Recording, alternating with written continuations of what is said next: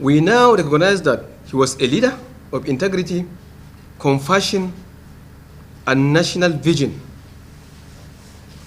We now believe that President Goodluck Jonathan was removed from office in 2015 as a result of regime change. The call on former President Johnathan to contest the 2027 presidential election seems to be intensifying as a northern group led by one PDP 2023 House of Rep contestant in Borno held a press conference called Bring Back Our Good Luck Johnathan to contest the 2027 presidential election.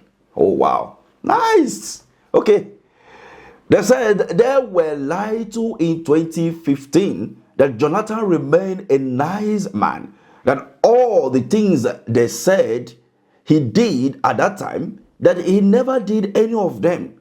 In some part of his statement, he said, I come before you not as a national chairman of Bring Back Our Good Luck Johnathan, but as a witness to history and a Nigerian who, like millions of others, was misled. I am from Borno State, one of the center of Boko Haram insurgency during the presidency of Johnathan. Really? Okay, interesting time. A damaging narrative was that he sponsored Boko Haram and used the military to suppress us. Those lies thrived in an environment of limited and restricted access to truth.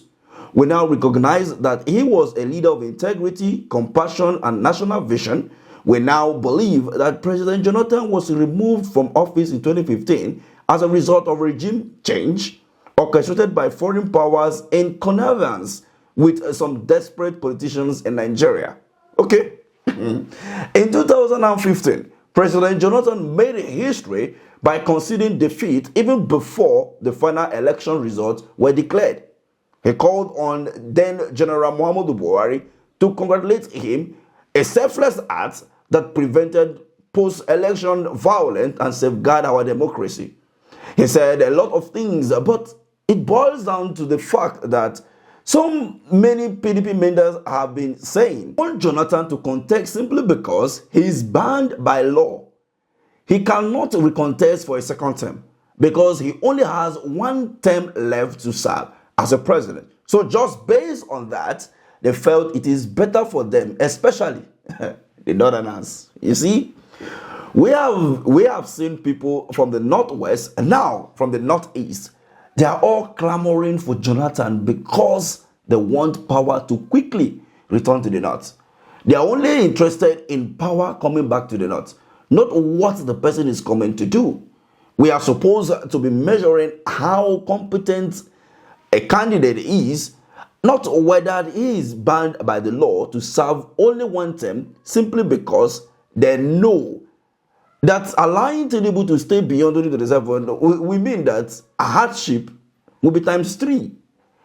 You don't need, any soothsayer or a prophet to tell you that, except you are not in Nigeria.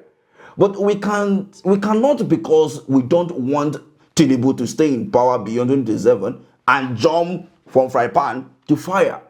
These people are not interested in solving all the numerous problems Nigerians are facing. They are only interested in acquiring power. Let power move back to the North. That's their anthem, that's their objective, that's their aim. They are not interested in knowing what the North will do with the power. Whoever the candidate will be in 2031, they are not interested in the capacity of the person. Is the person fit to solve all the problems? That is not their agenda. They just want that power to come back to the North, so that they can start using it just the way Buhari used it for 8 years and bastardize the economy. As if power did not just left the North just 3 years ago. Buhari was in power from 2015 to 2023. What happened? So why the agitation from the North that power should return back to the North? Yes, everybody knows that by 2031, power will go back to the North. So why don't you allow the Southern people to play the politics the way they want to play that politics? Currently, there is a Southerner in power who is doing very, very bad, just like the previous Northern candidate that was in power for 8 years. When he was in power, talking about Buhari, nobody from the north was crying. Nobody from the north was shouting. The south was quiet all through the 8 years of Buhari. In 2015, he contested against southern candidate. And in 2019, no southern candidate can contest against him. It was a north versus north. So while are you now bending, in 2027 and saying that either a northern candidate comes in, or better still, you bring on a Goodluck Johnathan who has become a president before? All of this plan is orchestrated in a way to stop Peter Obi from becoming the president.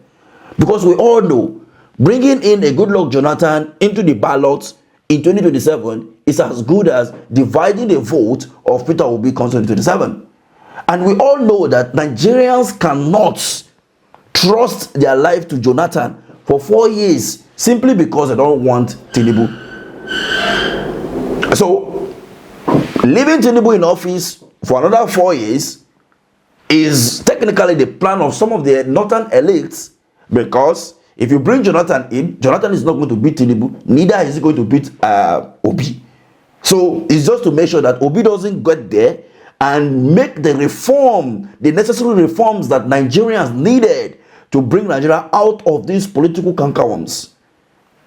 All they are trying to do, both the opposition and the ruling party, is to make sure that no competent person get to that office and reform the country in such a way that Nigerians will benefit. It has always been for the political elites and the political class. So if you allow a competent candidate to get in, he will make a dangerous reform in terms of stripping power off the political elite and giving the power back to the people. And by doing so, 2031, it will be very difficult for some of the dubious political actors from the north to gain into power. Like we are shouting about electoral reform and what have you. It will interest you to know that Peter Obi getting into that office, he will definitely reform the Independent National Electoral Commission and even giving them the independency that all Nigerians have been crying for. And by extension, give the judiciary and the National Assembly their full independency and autonomy. And by so doing, those who are power that be in the north may find it very difficult to hijack power like they normally do before. So what do you make of this? Is all of this just for the interest of Nigerians, or it is for the interest of the few individuals who control the resources of this country? Remember all the names they called Goodluck Johnathan before 2015 election. Now, 10 years later, they have seen their mistakes. Wow. Anyway, it's up to Johnathan to take it or say, no, I'm not going to take it. I've done my part and I don't want to stain my name anymore.